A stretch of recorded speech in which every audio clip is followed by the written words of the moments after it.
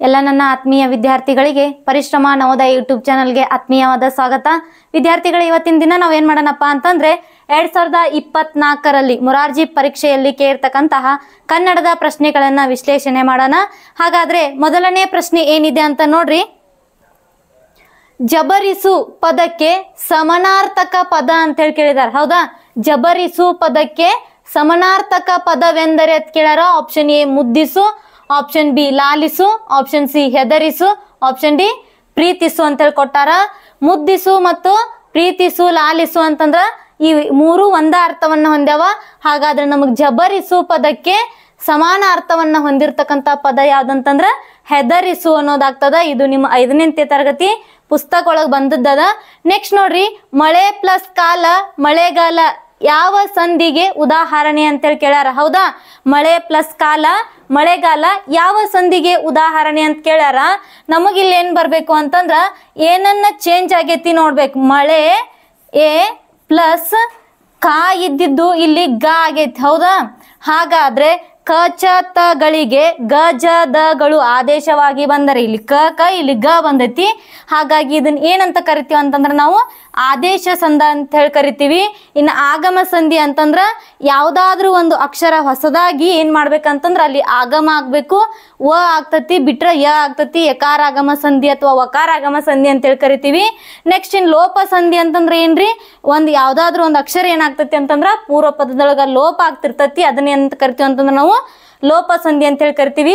ಇನ್ನ ಸವರ್ಣ ದೀರ್ಘ ಸಂಧಿ ಅಂತಂದ್ರ ಸವರ್ಣ ಸ್ವರಗಳ ಮುಂದೆ ಸವರ್ಣ ಸ್ವರಗಳು ಬಂದು ಏನಾಗ್ತಿರ್ತಾವ ಅಂತಂದ್ರ ಸಂಧಿ ಆಗುವಾಗ ದೀರ್ಘ ಅಕ್ಷರ ಬರ್ತಿರ್ತಾವ. ಅವುಗಳಿಗೆ ನಾವೇನಂತ ಕರಿತೀವಿ ಅಂತಂದ್ರ ಸವರ್ಣ ದೀರ್ಘ ಸಂಧಿ ಅಂತ ಹೇಳಿ ಕರಿತೀವಿ. ಹಾಗಾದ್ರ ಈ ಕ್ವಶನ್ ನಮಗ್ ಆನ್ಸರ್ ಯಾವ್ದು ಕರೆಕ್ಟ್ ಆಗ್ತೈತಿ ಅಂತಂದ್ರ ಆದೇಶ ಸಂಧಿ ಅನ್ನೋದು ಸರಿಯಾದ ಉತ್ತರ ಆಗ್ತದ. ಮುಂದಿನದಾಗಿ ನೋಡ್ರಿ, ಉತ್ತಮ ಪದದ ವಿರುದ್ಧಾರ್ಥಕ ಪದ. ಉತ್ತಮ ಪದದ ವಿರುದ್ಧಾರ್ಥಕ ಪದ ಮಧ್ಯಮ ಆಗ್ತತ್ಯೋ, ಅತ್ಯುತ್ತಮ ಆಗ್ತತ್ಯೋ, ಅಧಮ ಆಗ್ತತ್ಯೋ, ಶ್ರೇಷ್ಠ ಆಗ್ತತ್ಯೋ. ನೋಡ್ರಿ ಏನಂತಂದ್ರ ಅಧಮ ಅನ್ನೋದು ಏನಾಗ್ತೈತಿ ಅಂತಂದ್ರದಕ್ಕ ಸರಿಯಾದ ಉತ್ತರ ಆಗ್ತದ. ಮುಂದಿನದಾಗಿ ಚಂದ್ರಶೇಖರ್ ಪಾಟೀಲ್ ರವರ ಸಂಕ್ಷಿಪ್ತ ನಾಮ. ಚಂದ್ರಶೇಖರ್ ಪಾಟೀಲ್ ರವರ ಸಂಕ್ಷಿಪ್ತ ನಾಮ ನಿಮ್ಮ 5ನೇ ತರಗತಿ ಪುಸ್ತಕ ಒಳಗೆ ಏನ್ ಮಾಡ್ಯಾರ್ರಿ, ಇವ್ರ ಕವಿ ಪರಿಚಯವನ್ನ ಕೊಟ್ಟಾರ. ಹಾಗಾಗಿ ಏನದ ಅಂತಂದ್ರ ಚಂದ್ರಶೇಖರ್ ಪಾಟೀಲ್ ಅವರ ಸಂಕ್ಷಿಪ್ತ ನಾಮ ಏನಂತಂದ್ರ ಚಂಪಾ ಅಂತ ಹೇಳಿ ಕರಿತೀವಿ ನಾವು ಇವರನ್ನ. ಸರಿಯಾದ ಉತ್ತರ ಆಯ್ಕೆ 2. ಹಾಗಾದ್ರ ಮುಂದಿನ ಪ್ರಶ್ನೆಯನ್ನ ನೋಡ್ರಿ. ಹಣ್ಣು ಪದಕ್ಕೆ ಕೆಳಗಿನ ಪದಗಳಲ್ಲಿ ಜೋಡು ಪದ ಅಂತ ಹೇಳಿ ಕೇಳ್ಯಾರ, ಜೋಡಿ ಪದ ಅಂತ ಹೇಳಿ ಕೇಳ್ಯಾರ. ಜೋಡಿ ಪದ ಅಂತಂದ್ರೆ ಏನ್ರಿ, ಜೋಡು ನುಡಿ. ಹಾಗಾದ್ರೆ ನಮಗ್ ಹಣ್ಣು ಪದಕ್ಕೆ ಜೋಡಿ ಪದ ಯಾವ್ದಾಗ್ತೈತಿ ಅಂತಂದ್ರ ಹಂಪಲ್ಲು ಆಗ್ತತಿ. ನೆಕ್ಸ್ಟ್ ನೋಡ್ರಿ, ಕೆಳಗಿನವುಗಳಲ್ಲಿ ಗುಂಪಿಗೆ ಸೇರದ ಪದ ಗುರುತಿಸಿ. ಕೆಳಗಿನವುಗಳಲ್ಲಿ ಗುಂಪಿಗೆ ಸೇರದ ಪದ ಅಂತ ಹೇಳಿ ಕೇಳ್ಯಾರ. ಜಯ, ಆಪ್ಷನ್ ಬಿ ಭಯ, ಆಪ್ಷನ್ ಸಿ ಯಶಸ್ಸು, ಆಪ್ಷನ್ ಡಿ ವಿಜಯ ಅಂತ ಹೇಳಿ ಕೊಟ್ಟಾರ. ಇಲ್ಲಿ ವಿಜಯ, ಯಶಸ್ಸು, ಜಯ ಅಂತಂದ್ರ ಇವು ಮೂರು ಏನ್ ಸೂಚಿಸ್ತಾವ ಅಂತಂದ್ರ ಗೆಲುವನ್ನ ಸೂಚಿಸ್ತಾವ. ಆದ್ರೆ ಇಲ್ಲಿ ಭಯ ಅನ್ನೋದು ಏನಂತಂದ್ರ ಅಂಜಿಕೆಯನ್ನ ಸೂಚಿಸ್ತದ. ಅದಕ್ಕಾಗಿ ಏನ್ ಮಾಡ್ಬೇಕಂತಂದ್ರ ನಾವು ಆಪ್ಷನ್ ಅಲ್ಲಿದ ಬಿ ಅನ್ನೋದನ್ನ ತೆಗಿಬೇಕು. ಇದು ಗುಂಪಿಗೆ ಸೇರದ ಪದ ಆಗಿರ್ತದ. ಮುಂದಿನದಾಗಿ ನೋಡ್ರಿ, ಡಾಕ್ಟರ್ ರಾಧಾಕೃಷ್ಣನ್ ಅವರ ಜನ್ಮ ದಿನಾಚರಣೆ ಆಚರಣೆಯನ್ನ ಯಾವ್ದಾಗಿರ್ತತಿ ಅಂತೇಳಿ ಕೇಳ್ಯಾರ. ಹಾಗಾದ್ರ ಇವ್ರ ಆಚರಣೆಯನ್ನ ನಾವ್ ಏನಂತ ಹೇಳಿ ಆಚರಿಸ್ತೀವಿ ಅಂತಂದ್ರ ಶಿಕ್ಷಕರ ದಿನಾಚರಣೆ ಅಂತ ಹೇಳಿ ಆಚರಿಸ್ತೀವಿ. ರಾಧಾಕೃಷ್ಣನ್ ಅವರ ಸವಿ ನೆನಪಿಗಾಗಿ ನಾವು ಯಾವ ದಿನಾಚರಣೆಯನ್ನ ಆಚರಿಸ್ತೀವಿ ಅಂತಂದ್ರ ಶಿಕ್ಷಕರ ದಿನಾಚರಣೆಯನ್ನ ಆಚರಿಸ್ತೀವಿ. ಹಾಗಾದ್ರ ಮಕ್ಕಳ ದಿನಾಚರಣೆಯನ್ನ ಯಾವ ದಿನವನ್ನಾಗಿ ಆಚರಿಸ್ತೀವಿ ಅಂತ ಕಮೆಂಟ್ ಮಾಡ್ರಿ. ಯಾರ ನೆನಪಿಗಾಗಿ ಆಚರಿಸ್ತೀವಿ ಅಂತ ಕಮೆಂಟ್ ಮಾಡ್ರಿ ನೋಡೋಣ. ಇಲ್ಲಿ ನೋಡ್ರಿ, ಮಕ್ಕಳ ದಿನಾಚರಣೆಯನ್ನ ನಾವ್ ಏನ್ ಮಾಡ್ತೀವಿ ಅಂತಂದ್ರ ಜವಾಹರ್ಲಾಲ್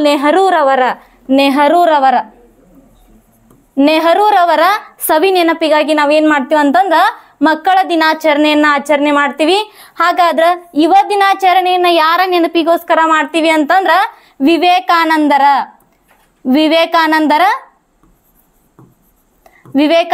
ನೆನಪಿಗೋಸ್ಕರ ಏನ್ ಮಾಡ್ತೀವಿ ಅಂತಂದ್ರ ನಾವು ಯುವ ದಿನಾಚರಣೆಯನ್ನ ಆಚರಣೆ ಮಾಡ್ತೀವಿ. ಇನ್ನು ಕಾರ್ಮಿಕರ ದಿನಾಚರಣೆಯನ್ನ ಯಾಕೆ ಆಚರಣೆ ಮಾಡ್ತೀವಿ ಅಂತಂದ್ರ ನಾವು ಕಾರ್ಮಿಕ ಸಂಘಟನೆಗಳು ಏನಾಗಿದ್ದು ಅಂತಂದ್ರ ಸಂಘಗಳು ಕೂಡಿ ಸಂಘಟನೆ ಮಾಡಕತ್ತಿದ್ದು, ಅದ್ರ ನೆನಪಿಗೋಸ್ಕರ ಏನ್ ಮಾಡ್ತೀವಿ ಅಂತಂದ್ರೆ ನಾವು ಕಾರ್ಮಿಕರ ದಿನಾಚರಣೆಯನ್ನ ಆಚರಣೆ ಮಾಡ್ತೀವಿ. ಹಾಗಾದ್ರೆ ನಮ್ ಈ ಕ್ವಶನ್ಕ ಡಾಕ್ಟರ್ ರಾಧಾಕೃಷ್ಣನ್ ಅವರ ದಿನಾಚರಣೆ ನಾವು ಏನಂತ ಆಚರಿಸ್ತೀವಿ ಅಂತಂದ್ರ ಶಿಕ್ಷಕರ ದಿನಾಚರಣೆ ಅಂತೇಳಿ ಆಚರಿಸ್ತೀವಿ. ಹಾಗಾದ್ರೆ ನೋಡ್ರಿ ಮುಂದಿನ ಪ್ರಶ್ನೆ, ಶಾಲೆ ಪ್ಲಸ್ ಅಲ್ಲಿ, ಶಾಲೆ ಪ್ಲಸ್ ಅಲ್ಲಿ ಶಾಲೆಯಲ್ಲಿ ಆಗೈತಿ. ಪದವನ್ನ ಬಿಡಿಸಿ ಬರ್ದಾರ. ಬಿಡಿಸಿ ಬರೆದು ಏನ್ ಕೇಳ್ಯಾರ ಅಂತಂದ್ರೆ ನಮಗ ವಿಭಕ್ತಿ ಪ್ರತ್ಯಯ ಯಾವ್ದಾಗ್ತತಿ ಅಂತ ಕೇಳ್ಯಾರ. ಆಲ್ರೆಡಿ ನಾನು ಏನ್ ಮಾಡಿದ್ದೀನಿ ಅಂತಂದ್ರೆ ವಿಭಕ್ತಿ ಪ್ರತ್ಯಯಗಳ ಮೇಲೆ ವಿಡಿಯೋನ ಮಾಡಿದ್ದೀನಿ. ಯಾರಿಗಾದ್ರೂ ಇನ್ನೂ ಅಂಡರ್ಸ್ಟ್ಯಾಂಡ್ ಆಗಿರ್ಲಿಲ್ಲ ಅಂತಂದ್ರೆ ಮತ್ತೊಂದ್ಸರಿ ಹೋಗಿ ಆ ವಿಡಿಯೋನ ಸಂಪೂರ್ಣವಾಗಿ ನೋಡ್ರಿ ಅಂತ ಹೇಳ್ತಾ, ನೆಕ್ಸ್ಟ್ ನೋಡ್ರಿ ಇಲ್ಲಿ ಅಲ್ಲಿ ಬಂದೈತಿ ಅಂದ ತಕ್ಷಣ ಯಾವ್ದಾಗ್ತತ್ರಿ? ಇದು ಸಪ್ತಮಿ ಆಗ್ತತಿ. ಹೌದಾ? ಅಲ್ಲಿ ಅನ್ನೋದೇನ ಸಪ್ತಮಿ ವಿಭಕ್ತಿ ಪ್ರತ್ಯಯ ಆಗಿದ್ರಿ ಅಂತಂದ್ರ ಅಲ್ಲಿ, ಶಾಲೆ ಪ್ಲಸ್ ಅಲ್ಲಿ ಅನ್ನೋದೇನು ಸಪ್ತಮಿ ವಿಭಕ್ತಿ ಪ್ರತ್ಯಯ ಆಗ್ಯದ. ಮುಂದಿನದಾಗಿ ನೋಡ್ರಿ, ಪದಗಳನ್ನ ಬಿಡಿಸಿ ಅವರ ಕೊಟ್ಟಾರ, ಗುಣಿತಾಕ್ಷರವನ್ನ ಬಿಡಿಸಿ ಕೊಟ್ಟಾರ. ಅದು ಯಾವ ವರ್ಡ್ ಆಗ್ತತಿ ಅಂತ ಹೇಳಿ ನೋಡ್ಬೋದು ನಾವು, ಯಾವ ಪದ ಆಗ್ತತಿ ಅಂತ ಹೇಳಿ ನಾವು ನೋಡೋಣ. ಈಗ ಇಲ್ಲಿ ನೋಡ್ರಿ, ಸ ಪ್ಲಸ್ ಅ, ಸ ಪ್ಲಸ್ ಅ ಸೇರಿದಾಗ ಸ ಆಗ್ತದ. ಆಮೇಲೆ ರ ಪ್ಲಸ್ ಓ ಸೇರಿದಾಗ ದೊಡ್ಡ ಓ ಐತಿ, ಅದಕ್ಕೆ ರೋ ಆಗ್ತದ. ನೆಕ್ಸ್ಟ್ ವ ಪ್ಲಸ್ ಅ ಐತಿ, ವ ಆಗ್ತದ. ನೆಕ್ಸ್ಟ್ ರ ಪ್ಲಸ್ ಅ ಐತಿ, ಏನಾಗ್ತತಿ? ರ ಆಗ್ತತಿ. ಹಾಗಾದ್ರ ನಮ್ಮ ಆನ್ಸರ್ ಯಾವ್ದ್ರಿ? ಸರೋವರ ಅನ್ನೋದೇನಂತಂದ್ರೆ ಇದಕ್ಕೆ ಸರಿಯಾದ ಉತ್ತರ. 2024ರಲ್ಲಿ ಇದೇ ರೀತಿ ಪ್ರಶ್ನೆಗಳನ್ನ ಕೇಳಿದಾರ. ನಿಮಗೆ 2025ಕ್ಕೂ ಕೂಡ ಏನ್ ಮಾಡ್ಬೋದು ಅಂತಂದ್ರ ಇದೇ ಪ್ಯಾಟರ್ನ್ ಮೇಲೆ ನಿಮಗೆ ಪರೀಕ್ಷೆಯನ್ನ ಕೇಳ್ಬೋದು. ಹಾಗಾದ್ರೆ ಇದನ್ನ ಏನ್ ಮಾಡ್ರಿ ಅಂತಂದ್ರ ಪ್ರಾಕ್ಟೀಸ್ ಮಾಡ್ತಾ ಹೋಗ್ರಿ. ನೆಕ್ಸ್ಟ್ 10ನೇ ಪ್ರಶ್ನೆಯನ್ನ ನೋಡ್ರಿ, ಮನೆಯ ಡ್ಯಾಶ್ ಡ್ಯಾಶ್ ಮನೆಯ ಮಾಡಿ ಮೃಗಗಳಿಗಂಜಿ ದೊಡೆಂತಯ್ಯ ಈ ಪದ್ಯದ ಸಾಲನ್ನ ಪೂರ್ಣಗೊಳಿಸಿ ಅಂತೇಳಿ ಕೇಳಾರ. ಹಾಗಾದ್ರೆ ನೋಡ್ರಿ, ಇದು ಅಕ್ಕ ಮಹಾದೇವಿಯವರ ವಚನದಲ್ಲಿ ಅದ. ನಿಮ್ಮ ಪುಸ್ತಕದಲ್ಲೂ ಕೂಡ ಅಕ್ಕ ಮಹಾದೇವಿ ವಚನದಲ್ಲಿ ಕೊಟ್ಟಿದಾರ. ನೆಕ್ಸ್ಟ್ ನೋಡ್ರಿ, ಡ್ಯಾಶ್ ಡ್ಯಾಶ್ ಮನೆಯ ಮಾಡಿ ಮೃಗಗಳಿಗಂಜಿ ದೊಡಂತಯ್ಯ ಅಂತೇಳಿ ಕೇಳಿದಾರ. ಹಾಗಾದ್ರೆ ನಮ್ಗೆ ಯಾವ್ದಾಗ್ತೈತಿ ಅಂತಂದ್ರ ಆನ್ಸರ್ ಆಪ್ಷನ್ ಸಿ, ಬೆಟ್ಟದ ಮೇಲೊಂದು ಮನೆಯ ಮಾಡಿ ಅಂತೇಳಿ ಆಗ್ತದ. ಮುಂದಿನದಾಗಿ ನೋಡ್ರಿ, ಕರ್ನಾಟಕ ಸಂಗೀತದ ಪಿತಾಮಹ ಅಂತೇಳಿ ಕೇಳಿದಾರ. ಯಾರ್ರಿ? ನಿಮ್ಗೆಲ್ಲ ಗೊತ್ತದ. ಕರ್ನಾಟಕ ಸಂಗೀತದ ಪಿತಾಮಹ ಯಾರು? ಪುರಂದರದಾಸರು ಅಂತ ಹೇಳ್ತೀವಿ. ನೆಕ್ಸ್ಟ್, ಕೆಳಗಿನವುಗಳಲ್ಲಿ ರೂಢನಾಮವಲ್ಲದ ಪದ ಅಂತ ಹೇಳಿದಾರ. ಹಾಗಾದ್ರ ನದಿ ಅನ್ನೋದು ಕೂಡ ರೂಢನಾಮ ಆಗ್ತದ. ನಮಗೇನ್ ಕೇಳ್ಯಾರಿ? ವಲ್ಲದ ಪದ ಅಂತ ಹೇಳ್ಯಾರ. ಇಲ್ಲಿ ಶಾಲೆ ಅನ್ನೋದು ರೂಢನಾಮ ಆಗ್ತದ, ರಾಜ್ಯ ಅನ್ನೋದು ಕೂಡ ರೂಢನಾಮ ಆಗ್ತದ. ಹಿಮಾಲಯ ಅನ್ನೋದು ಏನಾಗ್ತದ ರೀ? ಇದಕ್ಕ ಸರಿಯಾದ ಉತ್ತರ ಆಗ್ತದ. ಹಿಮಾಲಯ ಅನ್ನೋದು ಏನಾಗ್ತದ ರೀ? ಅಂಕಿತ ನಾಮಪದ ಆಗ್ತದ. ಹಿಮಾಲಯ ಅನ್ನೋದೇನ್ರಿ? ಅಂಕಿತ ನಾಮಪದ ಆಗ್ತದ. ಹಾಗಾಗಿ ರೂಢನಾಮವಲ್ಲದ ಪದ ಯಾವ್ದಂತಂದ್ರೆ ಈ ಆಪ್ಷನ್ಸ್ ಒಳಗ ಹಿಮಾಲಯ ಅನ್ನೋದು ಸರಿಯಾದ ಉತ್ತರ. ಮುಂದಿನ ಪ್ರಶ್ನೆಯನ್ನ ನೋಡ್ರಿ, 2-9-1857 ಈ ಅಂಕಿಗಳನ್ನ ಕನ್ನಡ ಅಂಕಿಗಳಲ್ಲಿ ಬರೆಯಿರಿ ಅಂತ ಹೇಳ್ಯಾರ. ಇದು ಇಂಥದ್ದು ಒಂದು ಪ್ರಶ್ನೆಯನ್ನ ಕೇಳ್ತಾರ. ಹಾಗಾಗಿ ಇಲ್ಲಿ ನೋಡ್ರಿ, ಏನಂತಂದ್ರೆ ಇದು 7. ಹೌದಾ? ಇಲ್ಲಿ ನಮಗೇನ್ ಕೊಟ್ಟಾರ? ಫಸ್ಟ್ 2 ಕೊಟ್ಟಾರ. ಇದು 7 ಆಗ್ತದ. ಈ 2 ಆಪ್ಷನ್ ನಾವ್ ಏನ್ ಮಾಡ್ಬೋದು? ಈಸಿಯಾಗಿ ತೆಗೆದು ಹಾಕ್ಬೋದು. ಈ 2ರಲ್ಲಿ ಯಾವ್ದೋ ಒಂದು ಆಗ್ತೈತಿ. ಹೌದಾ? ಫಸ್ಟ್ ಏನ್ ಮಾಡ್ರಿ, 2 ಅದ, ಆಮೇಲೆ ಏನೈತಿ? 9 ಅದ. ಇಲ್ಲಿ 9 ಅದ, ಇಲ್ಲಿ 9 ಅದ. ಹಾಗಾಗಿ ಮುಂದಿನ ಸಂಖ್ಯೆನ ನೋಡೋಣ ನಾವ. ಇಲ್ಲಿ 1700 ಐತಿ, ಇಲ್ಲಿ 1857 ಐತಿ. ಹಾಗಾದ್ರೆ ನಮ್ಮ ಆನ್ಸರ್ ಯಾವ್ದಾಗ್ತೈತ್ರಿ? ಸಿ ಅನ್ನೋದು ಇದಕ್ಕೆ ಸರಿಯಾದ ಉತ್ತರ ಆಗ್ತದ. ಮುಂದಿನದಾಗಿ ನೋಡ್ರಿ, ಕೂಡಲ ಸಂಗಮ ಎಂಬುದು ಕೆಳಗಿನ ಯಾವ ವಚನಗಳ ಅಂಕಿತ ನಾಮ ಅಥವಾ ಯಾರ ವಚನಗಳ ಅಂಕಿತ ನಾಮ ಅಂತ ಹೇಳಿ ಕೇಳಿದಾರ. ಹಾಗಾದ್ರೆ ನೋಡ್ರಿ, ಇದು ಯಾರ ವಚನಗಳ ಅಂಕಿತ ನಾಮ ಅಂತಂದ್ರ ಬಸವಣ್ಣನವರ ಅಂಕಿತ ನಾಮ. ಬಸವಣ್ಣನವರ ಅಂಕಿತ ನಾಮ ಯಾವುದು? ಕೂಡಲ ಸಂಗಮ ದೇವ ಅನ್ನೋದು. ಇನ್ನ ಅಕ್ಕ ಮಹಾದೇವಿಯ ಅಂಕಿತ ನಾಮ ಚನ್ನಮಲ್ಲಿಕಾರ್ಜುನ ಅಂತೇಳಿ. ಚನ್ನಮಲ್ಲಿಕಾರ್ಜುನ. ಹಾಗಾದ್ರೆ ಇನ್ನ ಅಲ್ಲಮ ಪ್ರಭು ಅವರ ಅಂಕಿತ ನಾಮ ಯಾವ್ದಂತಂದ್ರ ಗುಹೇಶ್ವರ. ಗುಹೇಶ್ವರ ಅನ್ನೋದೇನು? ಅಲ್ಲಮ ಪ್ರಭು ಅವರ ಅಂಕಿತ ನಾಮ. ಅಕ್ಕ ಮಹಾದೇವಿದು ಚನ್ನಮಲ್ಲಿಕಾರ್ಜುನ. ಬಸವಣ್ಣನವರದು ಕೂಡಲ ಸಂಗಮ ದೇವ ಅನ್ನೋದೇನಂತಂದ್ರ ಇದಕ್ಕೆ ಸರಿಯಾದ ಉತ್ತರ ಆಗ್ತದ. ಮುಂದಿನದಾಗಿ ನೋಡ್ರಿ, ಅವರ್ಗೀಯ ವ್ಯಂಜನಗಳ ಸಂಖ್ಯೆ ಅಂತ ಹೇಳಿ ಕೇಳಾರ. ಹೌದಾ? ವರ್ಣಮಾಲೆಯಲ್ಲಿ ಬಂದಿರತಕ್ಕಂತಹ ಅವರ್ಗೀಯ ವ್ಯಂಜನಗಳ ಸಂಖ್ಯೆ ಅಂತ ಕೇಳಾರ. ಹಾಗಾದ್ರ ವರ್ಣಮಾಲೆಗಳು ಎಷ್ಟದಾವ್ರಿ? ನಮಗ ವರ್ಣಮಾಲೆಗಳು ಎಷ್ಟದಾವ್ರಿ? ಪ್ರಸ್ತುತ ಕನ್ನಡದಲ್ಲಿರುವ ವರ್ಣಮಾಲೆಗಳ ಸಂಖ್ಯೆ ಅಂತ ಹೇಳಿ ಕೇಳ್ತಾರ. ವರ್ಣಮಾಲೆಗಳು ಎಷ್ಟದಾವ? ಟೋಟಲ್ 49 ಅದಾವ. ಅದರೊಳಗ ಸ್ವರಗಳು ಎಷ್ಟದಾವ? ಸ್ವರಗಳು ಎಷ್ಟದಾವ್ರಿ? ಸ್ವರಗಳು 13 ಅದಾವ. ವ್ಯಂಜನಗಳು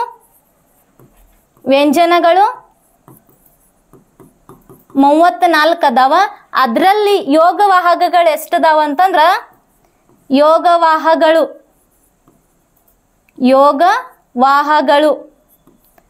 ಎಷ್ಟದಾವ್ರಿ? 2 ಅದಾವ. ಹಾಗಾದ್ರ ಇಲ್ಲಿ ನೋಡ್ರಿ ನಮಗ್ ವ್ಯಂಜನಗೊಳಗಿಂದ ಕೇಳ್ಯಾರ. ಹಾಗಾದ್ರ ವ್ಯಂಜನದೊಳಗ 34ರೊಳಗ ಏನ್ ಮಾಡ್ಯಾರ ಅಂತಂದ್ರ 2 ಭಾಗಗಳನ್ನ ಮಾಡ್ಯಾರ. ಹಾಗಾದ್ರ ಒಂದು ವರ್ಗೀಯ ಅಂತೇಳಿ ಮಾಡ್ಯಾರ. ವರ್ಗೀಯ 25 ಅದಾವ. ಇನ್ನು ಅವರ್ಗೀಯ ಇದ್ರೊಳಗಿಂದ 1 ಇದ್ರೊಳಗಿಂದ 2 ಎಷ್ಟಂತಂದ್ರ ಅವರ್ಗೀಯ ಅಂತೇಳಿ ಮಾಡ್ಯಾರ. ಇವೆಷ್ಟದಾವ್ರಿ? 9 ಅದಾವ. ಹಾಗಾಗಿ ನಮ್ಮ ಕ್ವಶನ್ ಕೇಳಿದ್ದೇನಂತಂದ್ರ ಅವರ್ಗೀಯ ವ್ಯಂಜನಗಳ ಸಂಖ್ಯೆ ಅಂತ ಕೇಳ್ಯಾರ. ಆಪ್ಷನ್ ಸಿ ಅನ್ನೋದು ಏನಾಗ್ತೈತಿ ಅಂತಂದ್ರೆ ಇದಕ್ಕೆ ಸರಿಯಾದ ಉತ್ತರ ಆಗ್ತದ. ಇನ್ನು ಯಾರಿಗೆ ಕನ್ಫರ್ಮ್ ಇಲ್ಲ ಅದನ್ನ ಚೆನ್ನಾಗಿ ನೋಡ್ಕೋರಿ. ನೆಕ್ಸ್ಟ್ ನೋಡ್ರಿ, ತೋಟದಲ್ಲಿ ಹೆಚ್ಚಾಗಿ ಯಾವ ಗೊಬ್ಬರವನ್ನು ಬಳಸುತ್ತಿದ್ದರು? ಇದನ್ನು ಬಹುವಚನ ರೂಪದಲ್ಲಿ ಬರೆದಾಗ ಅಂತ ಹೇಳಿ ಕೇಳ್ಯಾರ. ಇಲ್ಲಿ ನೋಡ್ರಿ, ತೋಟದಲ್ಲಿ, ಹೌದಾ?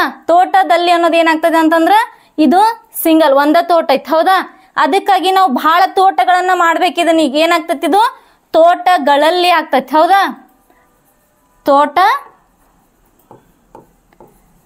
ತೋಟಗಳಲ್ಲಿ ಏನ ಹೆಚ್ಚಾಗಿ ಅನ್ನೋದು ಇದನ್ನ ಬಹುವಚನಕ್ಕೆ ಮಾಡಕ್ ಬರಂಗಿಲ್ಲ. ಏಕವಚನಕ್ಕೂ ಕೂಡ ನಾವು ಇದನ್ನ ಯೂಸ್ ಮಾಡ್ಕೋತೀವಿ. ಬಹುವಚನಕ್ಕೂ ನಾವ್ ಏನ್ ಮಾಡ್ತೀವಿ ಅಂತಂದ್ರ ಅದೇ ವರ್ಡನ್ನ ಯೂಸ್ ಮಾಡ್ಕೋತೀವಿ.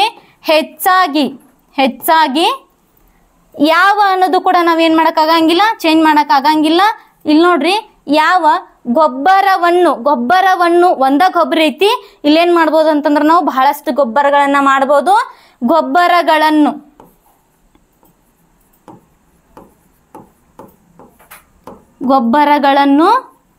ಗೊಬ್ಬರಗಳನ್ನು ಬಳಸುತ್ತಿದ್ದರು. ಆಲ್ರೆಡಿ ಏನ್ ಮಾಡ್ಯಾರ ಅಂತಂದ್ರೆ ಇದನ್ನ ಬಹುವಚನದೊಳಗನ ಕೊಟ್ಟಾರ. ಅಲ್ಲಿ ನಮಗ್ ಕೇಳಿದ್ದು ಏನ್ ಕೂಡ ಬಹುವಚನವನ್ನ ಕೇಳ್ಯಾರ. ಹಾಗಾದ್ರೆ ಯಾವ್ದಾಗ್ತೈತಿ ನೋಡ್ರಿ, ಇಲ್ಲಿ ಬಳಸುತ್ತಿದ್ದರು.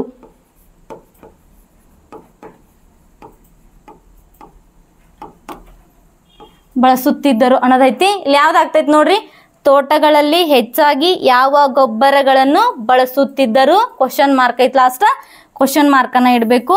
ಆಪ್ಷನ್ ಸಿ ಅನ್ನೋದು ಏನಾಗ್ತೈತಿ ಅಂತಂದ್ರೆ ಇದಕ್ಕ ಸರಿಯಾದ ಉತ್ತರ ಆಗ್ತತಿ. ಇಂತಹ ಪ್ರಶ್ನೆಗಳು ಬಂದಾಗ ಏನ್ ಮಾಡ್ಬೇಕಂತಂದ್ರ ವಿಚಾರ ಮಾಡಿ ನೀವೇನ್ ಮಾಡ್ಬೇಕು, ಉತ್ತರಗಳನ್ನ ಹಾಕ್ಬೇಕು. ಇನ್ನು ನಮ್ಮ ಚಾನಲ್ ಅನ್ನ ಯಾರು ಸಬ್ಸ್ಕ್ರೈಬ್ ಮಾಡ್ಕೊಂಡಿಲ್ಲ, ಸಬ್ಸ್ಕ್ರೈಬ್ ಮಾಡ್ಕೋತಾ ಇರಿ. ಹಾಗೆ ನೆಕ್ಸ್ಟ್ ನೋಡ್ರಿ, ನಾನು ನನ್ನ ಸ್ನೇಹಿತ ಮತ್ತು ನನ್ನ ತಂದೆ ಪ್ರವಾಸಕ್ಕೆ ಹೋಗುತ್ತೇವೆ.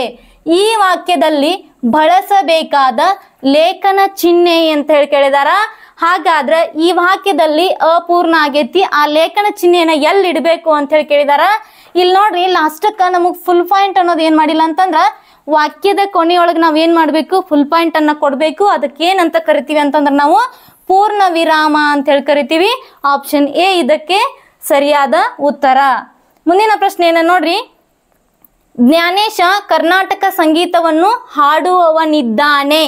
ಯಾವ ಕಾಲವನ್ನ ಸೂಚಿಸುತ್ತದೆ ಅಂತ ಹೇಳ್ಯಾರ. ಹಾಗಾದ್ರೆ ಇಲ್ಲಿ ನೋಡ್ರಿ, ಜ್ಞಾನೇಶ ಕರ್ನಾಟಕ ಸಂಗೀತವನ್ನ ಹಾಡುವವನಿದ್ದಾನೆ.